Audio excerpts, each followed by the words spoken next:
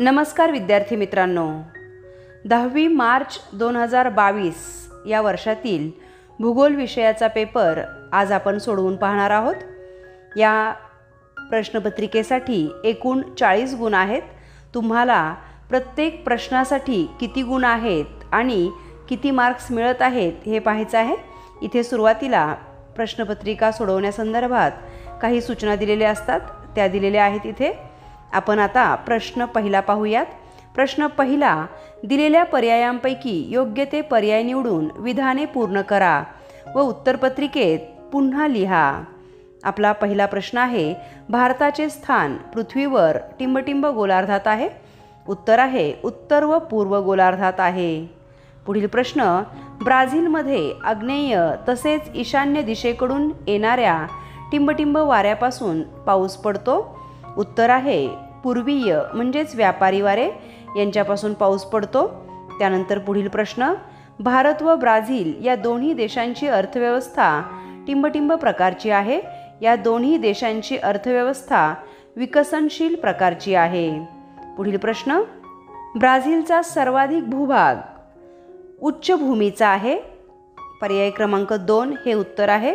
प्रत्येक प्रश्नाच्या उत्तरासाठी 1 गुण आहे। 4ही प्रश्न तुमचे बरोबर असतील तर तुम्हाला इथे 4 पैकी 4 गुण मिळतील। पुढील प्रश्नाकडे वळूयात। पुढील प्रश्न आहे, योग्य जोड्या जुळवा। आपण डायरेक्ट उत्तरच पाहूयात। पहिला प्रश्न आहे क्षेत्रभेट, यासाठी उत्तर आहे नमुना प्रश्नावली। पिको दी नेब्लिना यासाठी उत्तर आहे ब्राझीलमधील सर्वोच्च शिखर।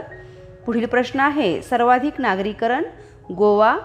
पुढील प्रश्न आहे रिओ दी जानेरिओ, यासाठी उत्तर आहे पर्यटन स्थळ। 4ही जोड्या बरोबर असतील तर तुम्हाला इथे 4 पैकी 4 गुण मिळतील। पुढील प्रश्न पाहूयात। एका वाक्यात उत्तरे द्या, यासाठी तुम्हाला एकूण 5 प्रश्न दिलेले आहेत।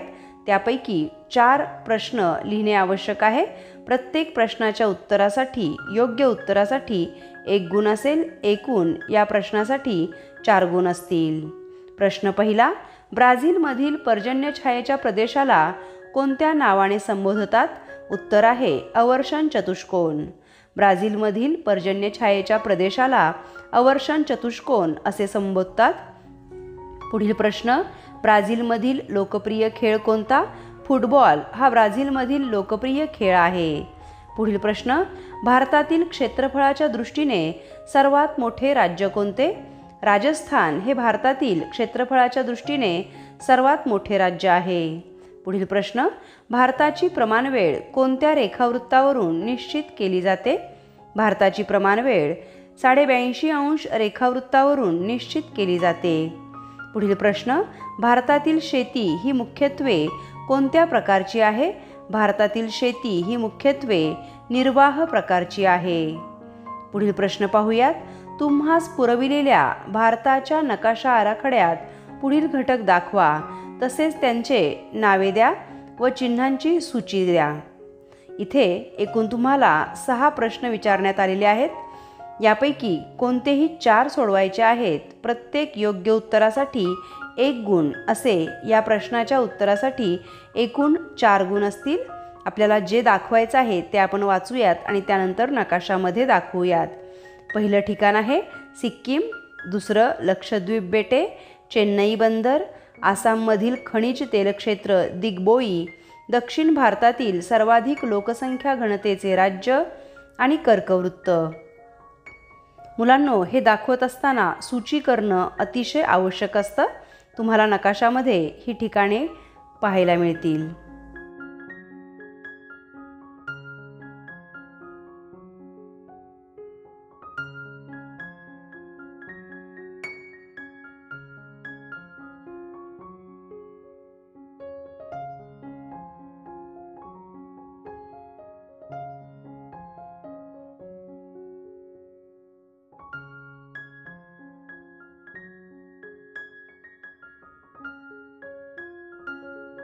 पुढील प्रश्न, दिलेल्या नकाशाचे वाचन करून त्याखाली दिलेल्या प्रश्नांची उत्तरे लिहा।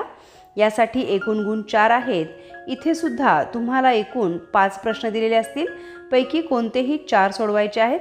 इथे आपल्याला ब्राझीलचा नकाशा दिलेला आहे। आणि ब्राझीलमधील वन्य प्रदेश व वन्य प्राणी यांची इथे माहिती दाखविण्यात आलेली आहे. सूची पहा. इथे आपल्याला सर्व प्रकारची वनं दिसतील. विषुववृत्तीय, उष्ण गवताळ, दलदलीचा प्रदेश, उष्ण पानझडीची वने, काटेरी झुडपे, समशीतोष्ण गवताळ प्रदेश इत्यादी. आपण आता प्रश्नांची उत्तरं पाहूयात. पहिला प्रश्न आहे, ब्राझीलमधील कोणतेही 2 वनप्रकार सांगा. ब्राझीलमध्ये विषुववृत्तीय वने आढळतात, उष्ण पानझडीची वने आढळतात, त्याचबरोबर काटेरी झुडपे वने आढळतात. पुढील प्रश्न आहे, नकाशात दर्शवलेले बेट कोणते.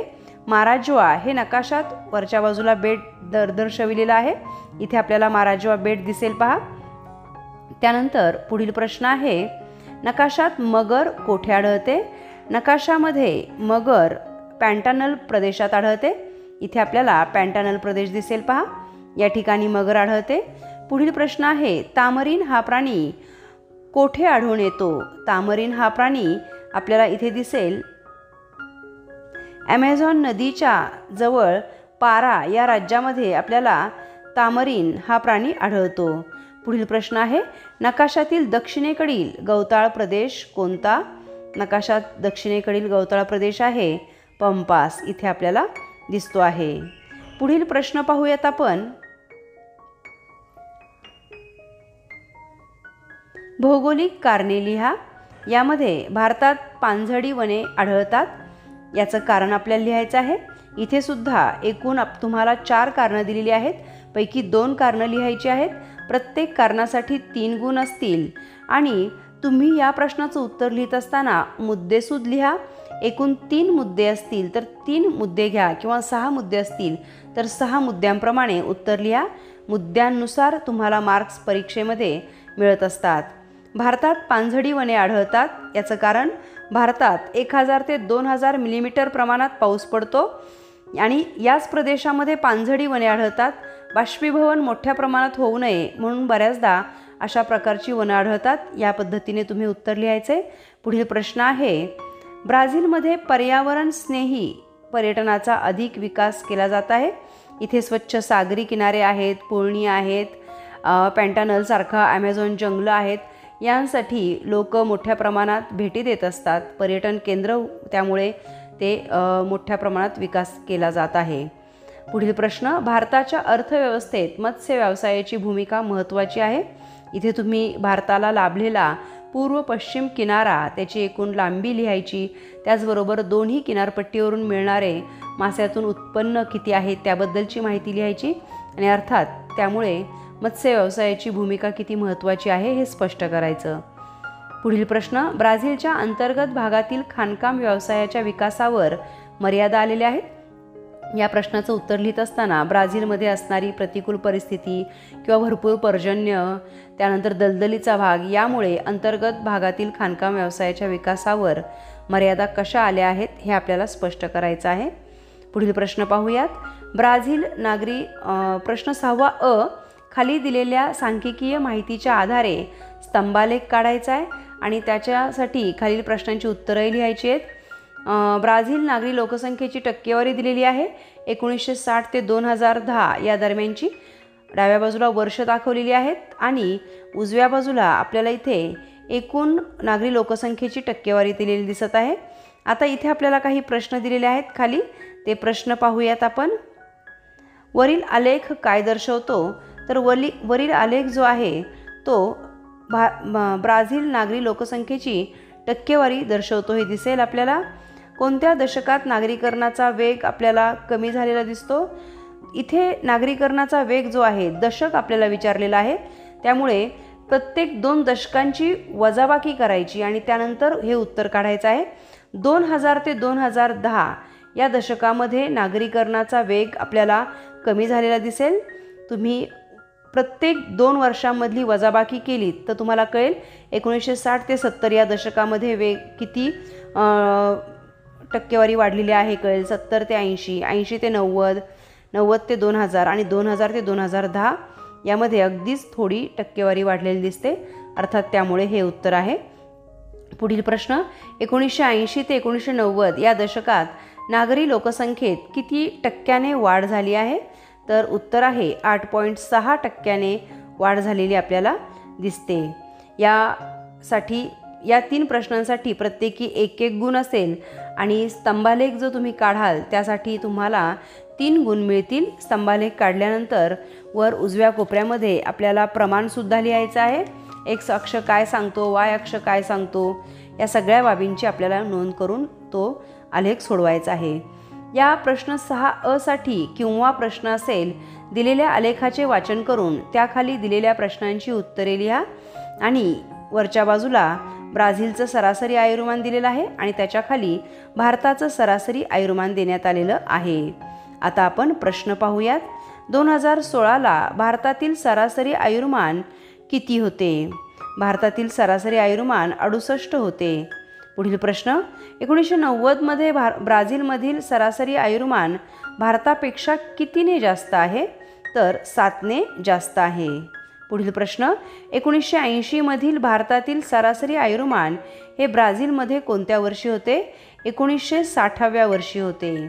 पुढील प्रश्न, 2010 ते 2016 या कालावधीत सरासरी आयुर्मानातील वाढ कोणत्या देशात जास्त आहे? अर्थात उत्तर आहे ब्राझील. पुढील प्रश्न 5वा, कोणत्या देशात सरासरी आयुर्मान जास्त आहे? ब्राझीलमध्ये सरासरी आयुर्मान जास्त असल्याचे दिसते. 1960मध्ये भारताचे आयुर्मान ब्राझीलपेक्षा किती वर्षांनी कमी होते? 13 वर्षांनी कमी होते. पुढील प्रश्न आहे, खालील प्रश्नांची उत्तरे लिहा. यासाठी एकूण गुण असतील 8. यापैकी इथे आपल्याला 3 प्रश्न दिलेले आहेत. यापैकी आपल्याला कोणतेही 2 प्रश्न सोडवायचे आहेत.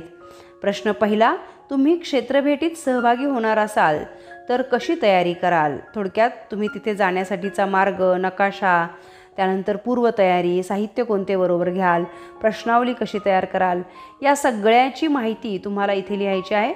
आणि तुम्हाला वनक्षेत्राला भेट देण्यासाठी जायचं आहे तर त्यासाठी प्रश्नावली तयार करायची आहे. संबंधित वनात प्राणी किती आहेत, पक्षी किती आहेत, इथे कोणकोणत्या प्रकारच्या वनस्पती आहेत, यांसारख्या प्रश्नांची उत्तरे प्रश्न तुम्हाला इथे विचारता येतील. भारत व ब्राझील या देशातील हवामानाची तुलना करा. या 2 देशांचं हवामान कसं आहे हे तुलनात्मक दृष्टीने आपल्याला पटवायचं आहे. या प्रश्नाचं उत्तर लिहित असताना तुम्ही भारत आणि ब्राझील या दोन्ही देशांची जर स्टेन्सिल वापरलीत तर उत्तर अधिक परिणामकारक दिसेल. पुढील प्रश्न, भारताच्या मैदानी प्रदेशाची वैशिष्ट्ये कोणती? हे वैशिष्ट्य सांगत असताना सुद्धा भारताचं स्टेन्सिल वापरून तुम्ही मैदानी प्रदेश दाखवा आणि त्यानंतर 4 मुद्दे लिहून उत्तर लिहा. या प्रश्नासाठी निश्चितच तुम्हाला अशा पद्धतीने जर उत्तर लिहिलं तर 4 पैकी 4 गुण मिळतील. मुलांनो, तुम्हाला आता आज झालेल्या पेपरमध्ये किती गुण मिळतात आहे हे तुम्ही नक्कीच पाहू शकता. त्याचबरोबर तुमच्या इयत्तेचे शैक्षणिक व्हिडिओ पाहण्यासाठी चॅनलला जरूर सबस्क्राईब करा.